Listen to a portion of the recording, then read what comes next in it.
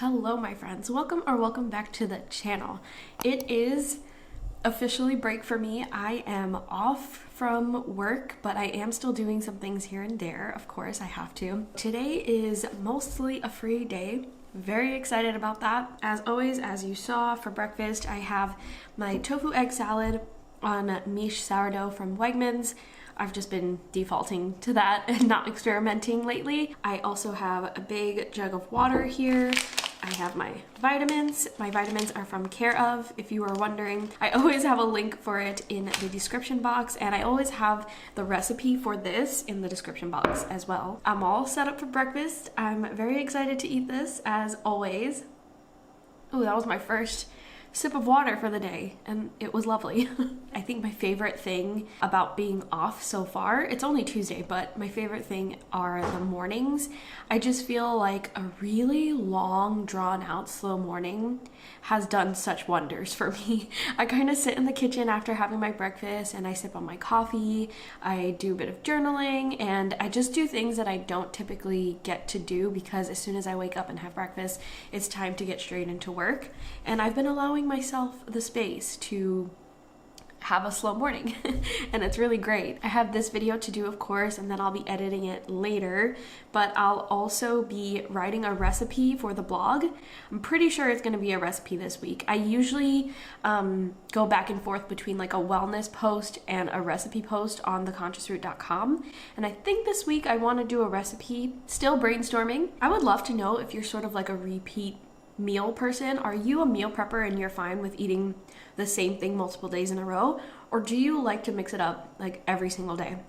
Because obviously I am a meal prepper when it comes to breakfast, of course, but when it comes to the rest of the meals for my day, I really like to experiment with them or have something new every single day. Let me finish up this toast and I'll check back in with you a little bit later. All right, y'all, you know the deal. It is coffee time. Still using my kettle and my French press to make coffee. I do have an exciting thing to show you though. Very excited. Oh, squirrel. But first, grabbing milk as usual. Got the macadamia, unsweetened macadamia milk. Just grabbing coffee. If you are new to the channel, this French press is from IKEA. I think it was like $20 or $30, pretty cheap, but it's huge, which I love that it's huge, and it's pretty sleek, so I like that I can display it on my countertop, and you can make a ton of coffee in this. Like, look at the size of this.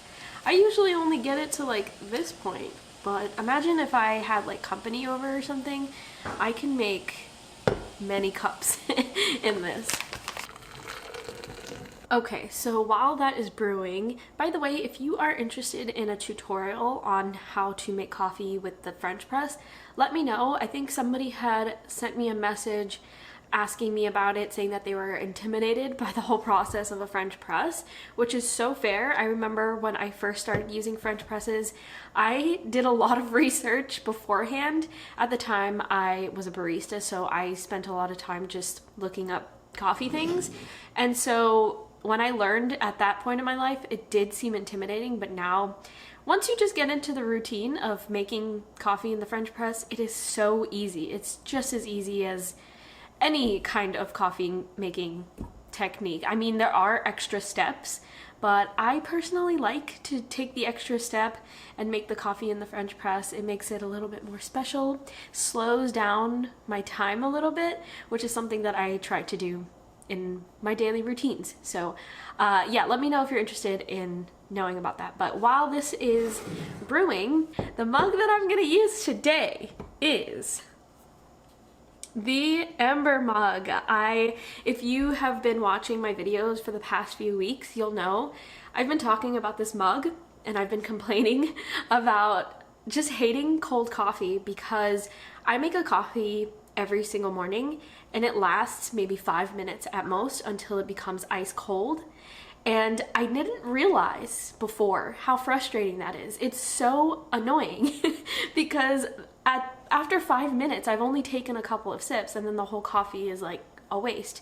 So I asked for Christmas for an Ember mug, and here it is. I got the Ember mug. I knew I was gonna get it. Ian ordered it and I just knew he ordered it. So I have it here. This is just their mug variety. I think they only have a mug and then they have 2 travel tumblers. And as you can see, it has a light going on. That's because it is on. Essentially what this mug does is keep your coffee or your hot beverage at a temperature that you prefer. You can set the temperature and it'll stay that way until the mug dies. And I think the mug lasts for 8 hours or something like that. And it has a charging mat. So every time it dies, you could just place it on the mat, or you can keep it on the mat for long periods of time. Or if you wanted your coffee to last all day long, you could just keep it on the mat all day long. I'm not that kind of person, but I just love that I can have hot coffee in this. And I have tried it. I tried it yesterday for the very first time, and it was almost shocking to experience having a cup of coffee that lasted the entire time being hot. I will do a review, a much more thorough review once I use it a bit more. I have already seen some pros and cons to it just after the first use, but I will do a full review, likely on PIESNPROSE, which is my other YouTube channel and blog, where I do much more product reviews, so you'll probably see that there. All right, there you go.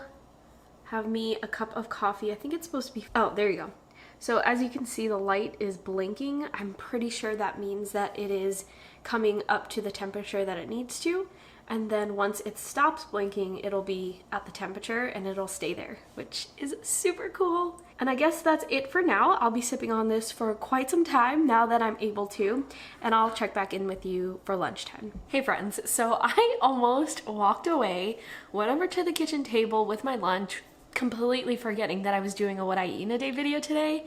I am so glad that I did not like finish my meal before I realized that. So I've already taken out the food, I've made the food, it's all ready to go. So for lunch today, I have takeout. Of course, I do this so often, but this is from the weekend.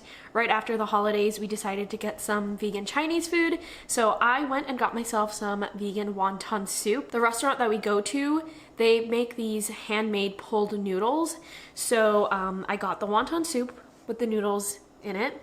You can't really see it that well here. It's basically in a vegetable broth with cabbage and bean sprouts and just a bunch of veggies. And then there are some wontons in there as well, of course. And I thought it was really tasty, but I think it was lacking a little bit of spice and salt for me personally.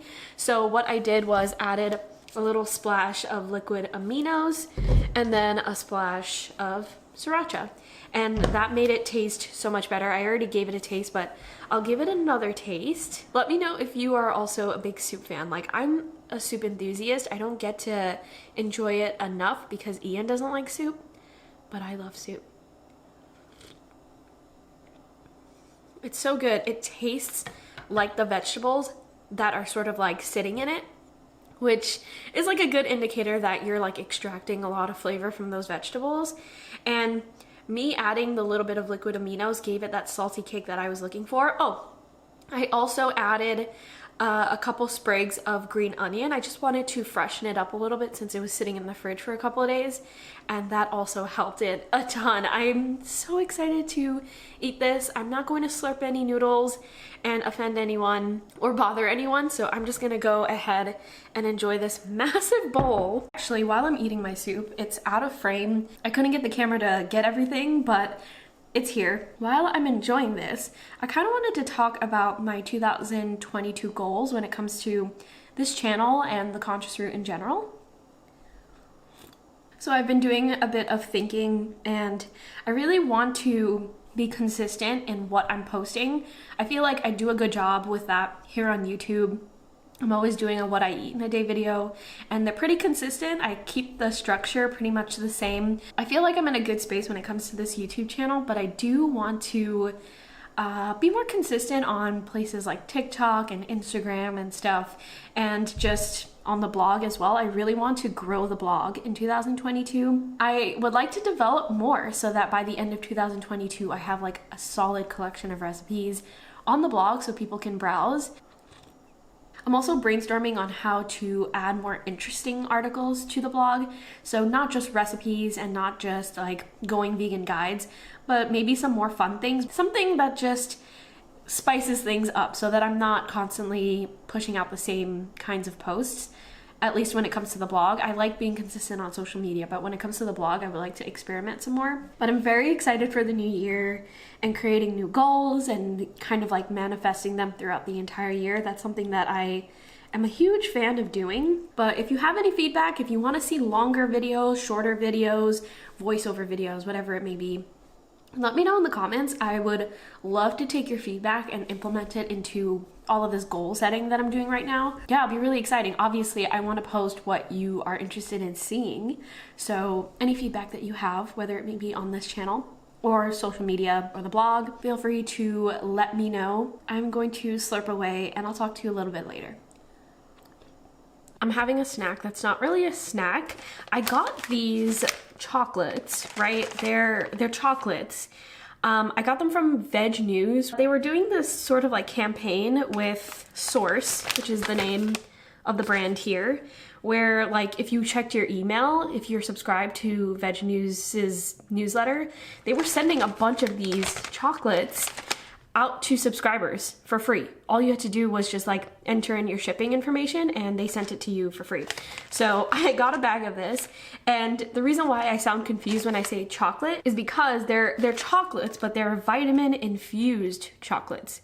So you can call them chocolates, you can call them vitamins, you can call them both, whatever you want to do. But essentially what vitamin is infused in this is plant-based collagen, and it looks like it's called ceramosides.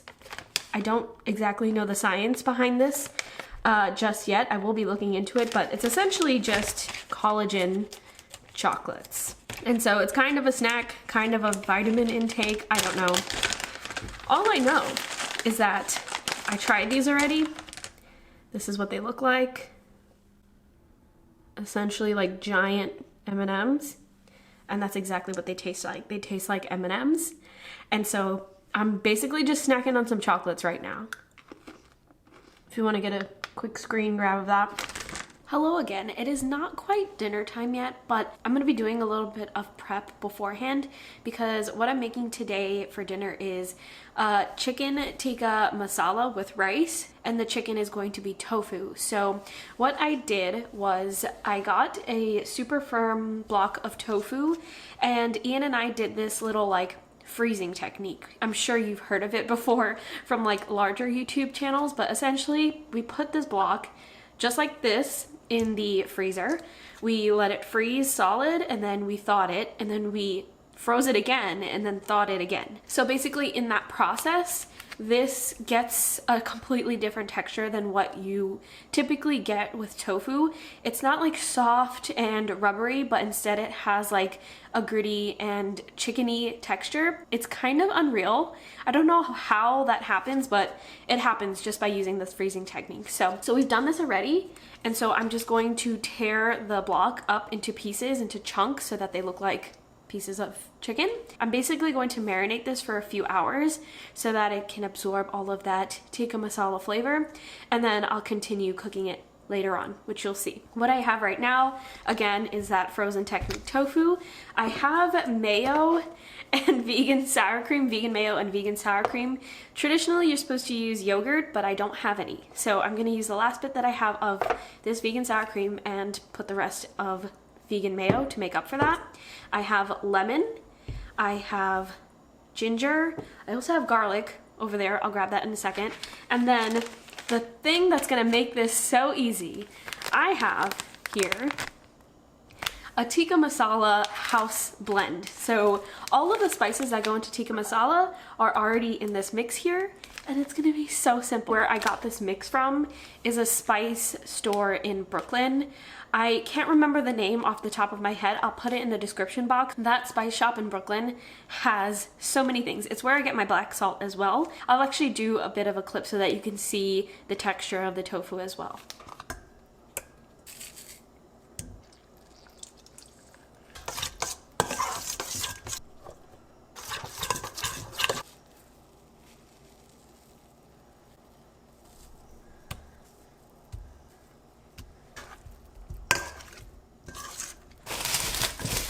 This is all sealed up. It is ready to go in the fridge, and it's gonna marinate for a few hours, which means it's gonna have a lot of flavor, I hope. Alright, so this is the final product. All in all, I think it came out really well. I think the sauce was a bit too tomatoey, but the tofu chicken was spot on. It tasted exactly like chicken. And by the way, I baked the tofu in the oven before tossing it in the sauce, and then I just cooked some brown rice on the side and topped it with cilantro. But that is all for this week's video. Thank you so much for watching. I'll talk to you in next week's video.